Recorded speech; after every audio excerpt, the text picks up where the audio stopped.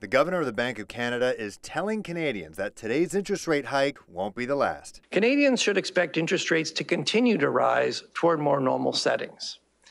By more normal, we mean within the range we consider for a neutral rate of interest that neither stimulates nor weighs on the economy. Marvin Ryder from the DeGroote School of Business says the bank has raised the price of lending 2 times in the past 2 months in an attempt to bring rates back to pre-pandemic levels. Bank of Canada cut their overnight lending rate to the lowest rate in Canadian history, 0.25%, because they wanted money to be plentiful. We knew we were going to be in some difficult times, so let's not let that be the worry. As a result, with major COVID restrictions lifted, Canadians have been spending, almost to our detriment. Consumer demand for products went up, and the businesses that wanted to supply them couldn't keep up with your demand.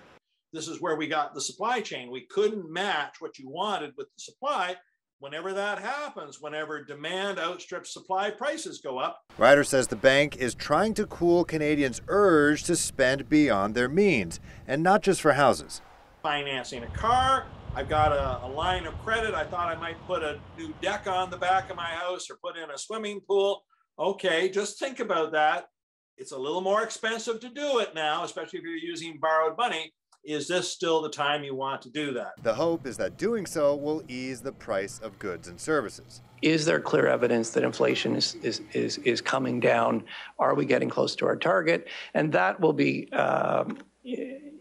that will really be an important indicator to us on where we need to take interest rates to bring inflation back to target. The Bank of Canada's next interest rate decision is in June, and while it'll keep an eye on how this hike affects the economy, it'll also monitor what's happening in Ukraine. Even if peace were declared tomorrow, we're not going to lift those sanctions on Russia. Ukraine has to rebuild.